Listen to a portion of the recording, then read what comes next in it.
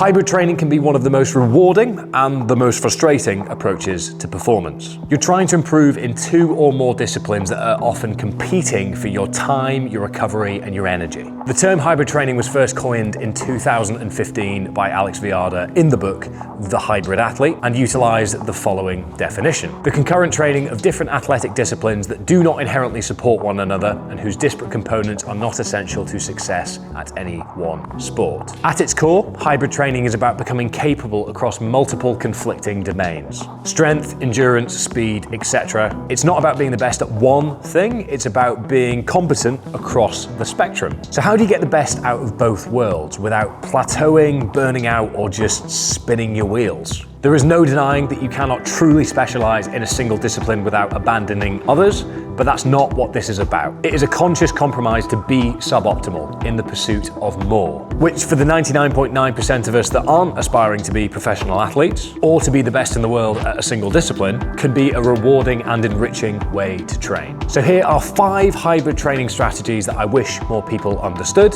So let's get into it. Number 1 is training and programming with intention. You cannot just bolt 100% of a running program onto 100% of a powerlifting program and hope for the best. Hybrid training isn't just both, it's deliberate integration. And whilst my mathematical ability isn't the best, I'm pretty confident that operating at 200% isn't something you can do for very long. You need to understand where your training is heading, what you're willing to sacrifice short term, and how to blend intensities intelligently. This is where some form of coaching, planning, or at the very least, self-honesty and awareness becomes non-negotiable. Doing a bit of this and a bit of that can be fun, for sure, but without intentional programming, you'll likely find yourself just spinning your wheels, as you won't be able to allocate enough dedicated and specific training time to any one discipline to move it forwards significantly. Hybrid training isn't just about doing more. It's about turning up certain dials, turning down other dials, and adjusting along the way. Number 2, effective fueling. You're not just lifting weights, you're not just running, swimming, biking, climbing, whatever your cardiovascular modality of choice may be. You're doing both, and that means that you're burning a lot more energy than a lot of athletes in either camp might realize. If you're undereating, dehydrated, or afraid of carbs, you're limiting your recovery, your output, and your long-term progress. Fuel your training like it matters, because it does. If you want to fuel for performance, then you've got to fuel the engine. As training output increases, so does your energy requirements. It can be easy to fall into familiar patterns with our nutrition that often don't account for this increase in expenditure. Again, it's about being intentional, not random. I firmly believe that part of the reason it used to be a universal fact that cardio kills your gains, bro, is largely down to the fact that people were inadvertently under-eating by failing to account in that increased energy demand. I've put a link in the description down below for a hybrid training focused calorie calculator and a free consultation with our in-house performance nutritionist at Omnia Performance, Tom McClure. So get booked in, utilize that calculator so that you can audit your nutrition intake. Number 3, less can sometimes be more. More training does not always equal more progress. In hybrid training, recovery is currency, and if you're overspending, you'll stall. Sometimes backing off a session, reducing the intensity, shortening a run, or taking an extra rest day can be the most productive thing that you can do. Because intensity without intention is just fatigue. Be honest with yourself. Are you chasing output or are you chasing outcomes? I think there's a lot of noise on social media at the moment that's making it seem as if hybrid training is just about doing everything all the time. Often perpetuated the loudest by those that potentially aren't even aware of the origins of the term or what problem it was addressing as a methodology in the first place. This isn't the case. It isn't simply about doing more, it's about doing more with less. We are effectively looking for the minimum amount of work for the maximum amount of return. Let's say that your maximum amount of adaptive energy within the context of a training block is this cup, and that were you training for running only, this is how it would look. However, if you were suddenly training for running and powerlifting progress concurrently, you wouldn't just get another cup and have it look like this, it looks like this. Now let's say you're balancing triathlon and powerlifting progress concurrently. It would look like this. Oh, thank you. We actually need a 4th cup. I'm the 4th cup.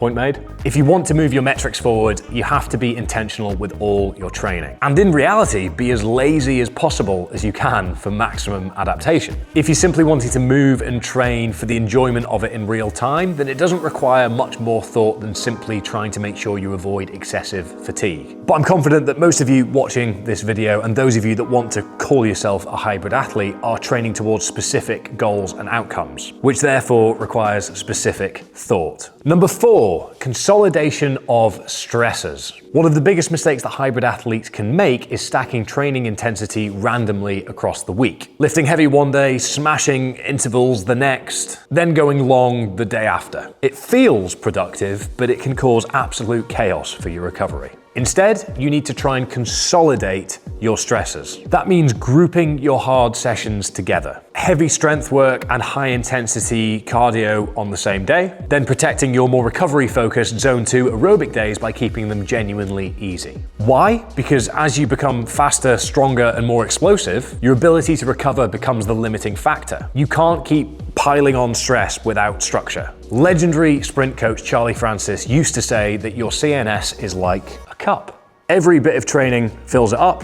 If it overflows, you're overtrained. Consolidation can keep the cup from spilling over. Thank you. Pairing sessions like heavy back squats with high intensity short bike intervals works well. Both are neurologically demanding, but they hit similar systems. Meaning that in simpler terms, you're recovering once within the context of a week from high intensity lower body demand, rather than twice. Does this mean that each session will be slightly compromised from the fatigue of the other? Yes.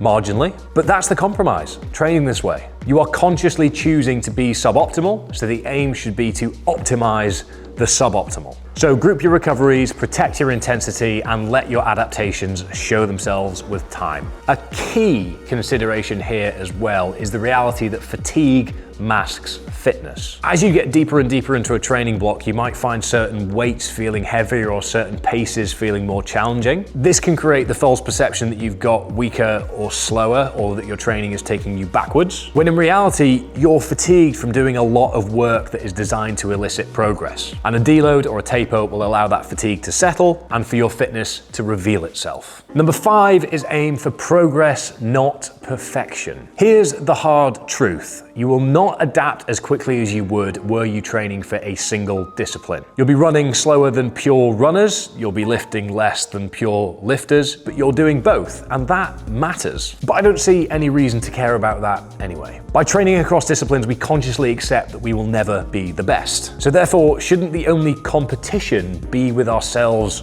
and our own progress? I always suggest we try and do what we can to avoid what I have coined as the Redditor loop, where we spend so much time trying to craft the perfect, most optimal training program on paper, failing to account for the human being at the center of it. A suboptimal bag of emotional flesh with other priorities to consider. Plus, all that time spent pursuing the most optimal, interference effect-free training program may actually just be better spent training. Expecting perfection is missing the point. This way of training is very much in essence opposed to perfection. Chasing progress, however small, keeps you in the game. You might only be increasing your squat by 2.5 kilos over a 3-month period, but if you simultaneously improve your 10K time, that is a massive win. Play the long game, stack the wins, and keep on going. And there we have it, 5 hybrid training strategies that I believe you should consider. It isn't about doing everything, it's about doing the right amount of the right things consistently over a long period of time to become truly capable. If you've enjoyed this video, please do drop it a like down below, ding that little bell icon whilst you're in the region and hit the subscribe button. And also, please do share your comments, thoughts, feelings, experiences, insights in the comments down below. Hopefully this can become a positive melting pot of information for anyone that's looking to improve their hybrid training and set some pretty intimidating goals. If you are training for something that's hybrid training focused at the moment, please do drop it down below, whether that's a powerlifting PB alongside a 10K PB, whatever it might be. Let us know what combination you are going after. Hope that's been insightful. Any questions, please do drop them down below, and do make sure to check out the links in the description. We'd love to have you on board at Omnia Performance. Thank you very much for watching. Adios.